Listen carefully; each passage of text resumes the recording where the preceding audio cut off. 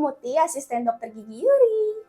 Aku Dokter Gigi Yuri Deswita, spesialis ortodonti, ada K-nya konsultan. Jadi sebenarnya ada lagi setelah spesialis yang namanya subspesialis, yaitu di mana saya itu di DDTK. DDTK itu adalah disharmoni dentokraniofacial tumbuh kembang ya, atau ya DDTK tadi ya Mut ya. Gitu.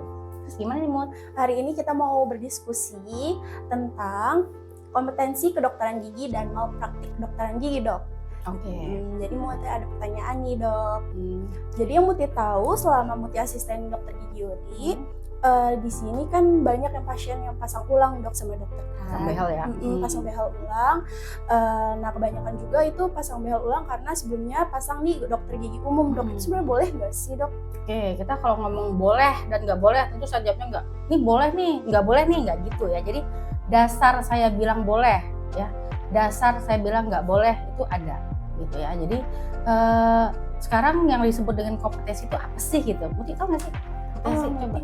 Coba di-share dulu ya. Jadi kompetensi itu apa ya? Jadi abis itu kalau misalnya kita kerja nggak sesuai kompetensi, malpraktek nggak sih gitu ya Mut ya? Jadi kan nah itu coba kalau misalnya Muti pernah baca nih kompetensi itu apa Mut, coba.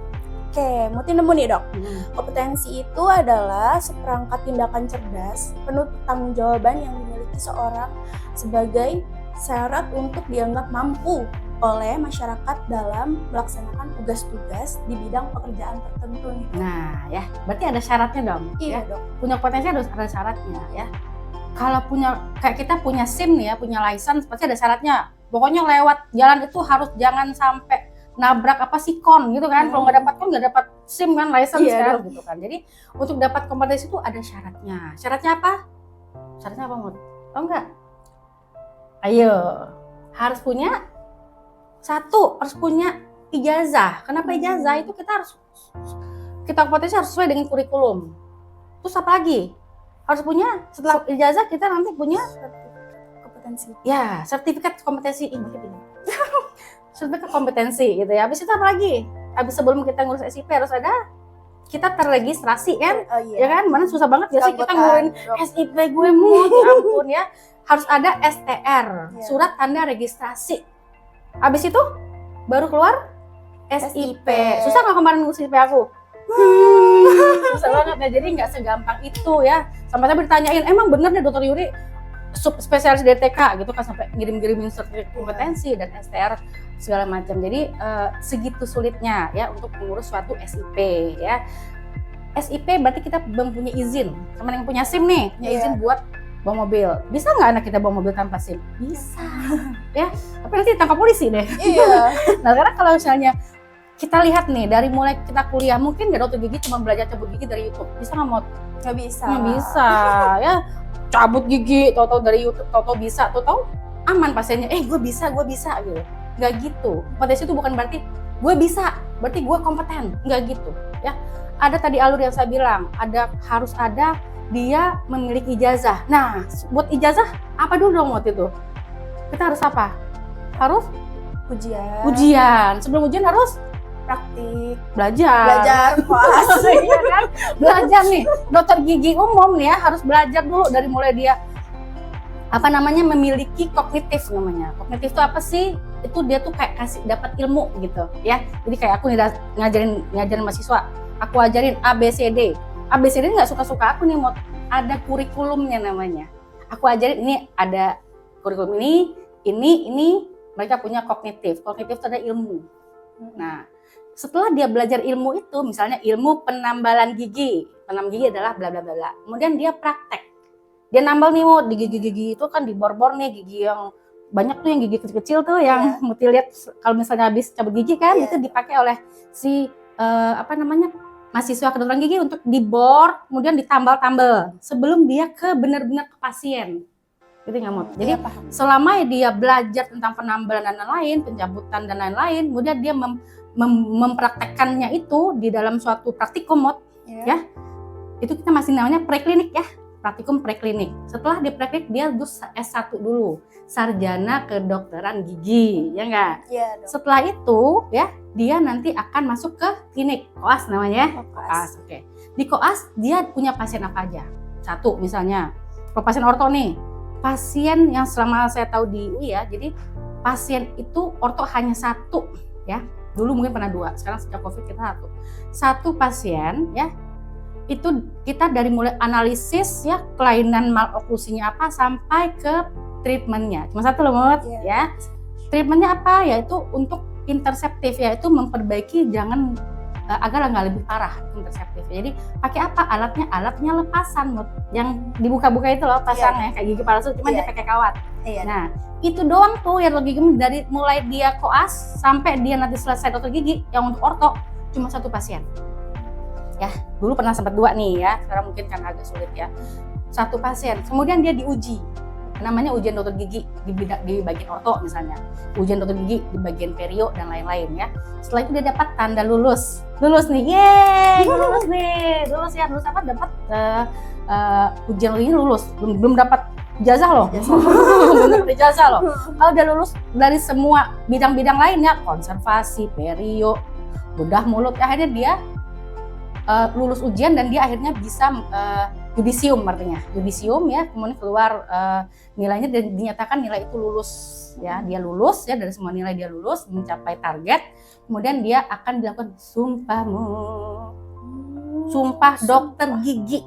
Nah, apa itu sumpah? Dia akan melaksanakan semua yang dia kerjakan pada saat dan dia pelajari pada saat dia kuliah dulu. Sekarang aku mau nanya, dokter gigi umum dulu pernah ada kuliah tentang behel nggak? Behel tuh nggak cuman seperti alat, mana behel kita mau? Seperti alat tiba-tiba kayak yang ditempel-tempel, dikasih kawat, ada filosofinya loh, ya. Apa filosofi kawatnya, filosofi segala macem gitu kan? Itu ada gitu loh Mut. Jadi ada alat-alat yang nggak usah, nggak apa-apa nanti aja. Ada alat-alat, nah yang nggak cuman itu, nggak cuman nih contoh ya, nih ya, ini kan kayaknya behel aja ya enggak? Iya. Ini ada filosofinya loh Mut. Kenapa? Iya, kawatnya berapa? Kenapa dipasangin kawat ini? Kenapa posisi behelnya seperti ini? Itu ada filosofinya, ada ilmunya. Itu baru behel loh, belum disebut dengan perawatan ortodonti. Aduh, banyak alatnya Mut. Mut pernah lihat kan aku cetak-cetak lagi untuk RTI, twin block dan lain-lain gitu ya. Jadi banyak alat-alat lain yang digunakan untuk perawatan ortodonti itu sendiri gitu. Jadi nggak segampang itu ya. Belajar nggak waktu dokter gigi umum? Nggak ada. Ya. Kognitifnya ada nggak? Nggak ada. Ini behel doang loh, belum perawatan yang lainnya, alat-alat yang lain ya, yang mini screw lah, aligners lah, nggak ada belajar di dokter gigi umum. Artinya apa? Praktikumnya ada nggak? Nggak ada sama sekali. Ya, terus apa lagi? Pasiennya urung cuma satu, gimana? Itu pun alat lepasan. Kenapa alat lepasan? Karena dia interseptif. Ya, agar nggak lebih, dan biasanya kita tuh di mixed dentition atau gigi bercampur, gigi susu sama gigi tetap yang masih bercampur, atau di awal gigi tetap. Nah, itu yang dirawat oleh anak S1 koas ya, profesi kedokteran gigi. Nah, setelah itu mereka lulus dong, dokter gigi Yudhistira, ya kan? Oke, dilempar ke daerah dulu. Kalau dulu saya ada namanya PTT mau 3 tahun dulu di daerah, ya lama ya. Kerjanya apa? Pasiennya banyak segunung ya di puskesmas ya, sampai berapa puskesmas itu waktu itu? 3 tahun dulu ya. Nah, setelah kita dulu ada PTT ya, sekarang namanya apa ya nggak tahu deh aku nama sekarang. Nah, setelah dari daerah nanti kita baru nanti keluar namanya tadi STR tadi loh Mut ya, surat registrasi, kemudian kita ngurus SIP, surat izin praktek. Yang diizinkan apa? Yang sesuai dengan tadi ya, terregistrasi sebagai apa? Dokter gigi umum. Dicek lagi.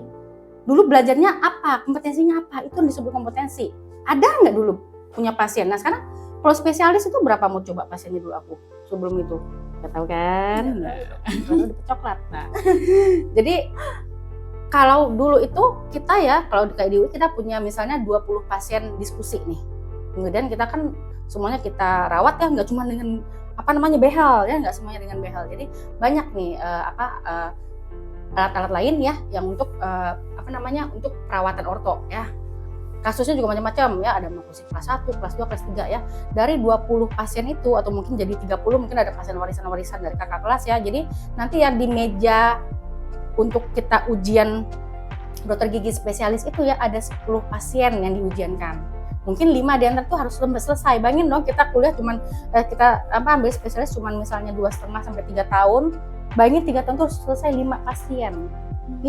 Udah dibuka BHLD dan itu sudah kita dilakukan, ditanyakan kenapa gagal, kenapa berhasil, ya, kenapa hasil yang didapat itu kenapa begitu.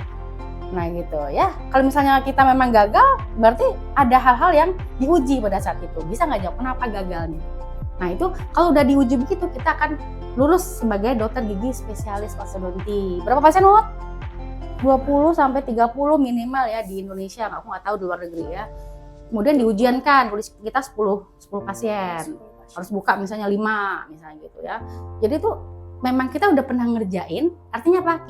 Kita mempunyai kompetensi gitu ya, kompetensi. Artinya kita pergi ke luaran dan kita membawa STR tadi, Mot, kita bikin menjadi SIP ya, kita urus jadi SIP sehingga keluarlah suatu surat izin praktek, kita berpraktek ya, berpraktek. Dan kita memang jangan sampai keluar dari yang kita pelajarin ya. Ini orang-orang kadang-kadang punya trip macam-macam misalnya, jangan sampai merugikan pasien. Jadi kalau kita sampai merugikan pasien dan tidak bekerja sesuai kompetensi, disebut dengan malpraktek. Malpraktik ya, Mut ya. Sekarang ya malpraktik ya, bukan malpraktik. Sekarang gimana, apa sih, Mut, malpraktik gitu? Coba.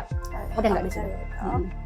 Ya, coba nanti ya mau dicari malpraktik itu apa sih gitu. Jadi kalau seandainya nih pasien-pasien yang datang ke aku tuh macam-macam ya, ada yang makin maju ya, ada yang mundur banget, ada yang akarnya hampir keluar gitu ya, ada yang cuman pasien juga nggak berani untuk komplain ke dokter sebelumnya gitu. Jadi itulah yang menjadi concern kita. Nah, malpraktik adalah, coba sebutkan. Aku ada nih, Dok. Malpraktik medis adalah sebuah sebab tindakan hukum yang terjadi saat seorang profesional medis melewati standar dalam profesinya, Dok, sehingga menyebabkan dampak buruk bagi pasien. Nah, tapi ini agak karet juga ya pasalnya, soalnya kalau terus dibilang kalau gua nggak ngasih dampak buruk gimana nih? Ya gitu ya. Jadi mungkin akan bisa disempurnakan lagi ya definisi menurut saya. Jadi dia melewati tindakan hukum, jadi seorang profesional medis melewati standar dalam profesinya. Sekarang kita punya standar dong profesi kita apa, dokter gigi, standarnya apa? Baca dong standar kompetensinya apa. Lakukan sesuai itu aja gitu. Jangan merugikan pasien. Pasien banyak rugi loh, tapi ya dia nggak berani ngomong ke dokternya, mau takut nih. Kayak kemarin aku tuh pasien ya, bener-bener aduh jadi parah banget. Dia lihat foto before-nya, terus foto saat dia setelah perawatan. Terus aku mau ngomong apa? Nggak bilang kamu nuntut ya dokternya, kan nggak mungkin ya. Jadi kita juga menjaga-jaga juga ya. Jadi kita cuma bilang, oh ya insya Allah kan saya perbaikin, tapi ini sulit sekali ya. Pasti bukan soal nanti BH-nya diganti lagi, aduh BH nih aku kasih nih gratis nih, cuman jasa aku nggak bisa, harus dibayar kan ya. BH berapa sih? Makanya orang pengen pasang orto, kenapa, Mut? Banyak duitnya, Mut. Iya, ya banyak duitnya, cuman dari pasang behel modal berapa, jebret. Dan orang lebih senang kayak datang ke, aduh klinik itu keren ya, di tempat keren, misalnya di Pokok Gading lah, semua rekon lah, apa lah gitu, kayak apa yang keren-keren tuh seneng. Gak apa-apa, boleh aja tanya. Yang pasang nanti, yang rawat orto saya itu siapa sih, Mbak? Apakah spesialis orto atau dokter gigi umum? Nah, gitu. Ngerti ya? Iya, Dok. Mungkin gitu kali ya, kalau panjang-panjang ntar pusing ya. Jadi intinya kita diskusi ini untuk supaya menambah atau memberikan edukasi kepada masyarakat ya, Mut ya. Masyarakat biar tahu ya, bukan kita pengen komporin atau apa, enggak. Biar masyarakat juga tahu dan juga berpikir 2 kali untuk melakukan perawatan yang didasari hanya karena harga. Kadang dikasih murah ya, Mut. Kadang jangan salah, Mut, ada juga yang harga mahal padahal dia tidak, dokter gigi umum mahal juga gitu ya. Cuman ya itu karena tempatnya tadi saya bilang mewah dan lain-lain, itu harus jeli dalam itu ya. Tapi nggak semuanya, Mut ya, dokter gigi seperti itu ya, nggak semuanya. Ada juga dokter gigi yang benar-benar aduh baik banget, kayak apa, saya takut megang ini dokter Yuri, aku rujuk, aduh makasih banget ya. Semoga juga dilimpahkan rezeki yang berlebih ya. Amin. Beliau yang banyak juga menjadi pasien ya, memang merasa bukan kompetensinya. Kan gitu ya Mut, hari ini ya Mut ya. Makasih dok, udah banyak banget ini pembahasan yang kita bahas hari ini ya dok ya. Dari tadi kompetensi mau praktik itu udah bener-bener paham banget. Makasih ya dok. Oke. Goodbye. Kembali ke Kembali part kemana? selanjutnya Part selanjutnya ya, Dok, selanjutnya gitu ya. nanti bakal ada lagi part-part lainnya. Jadi jangan lupa ikutin terus Ya. aku dan Muti. Bye bye.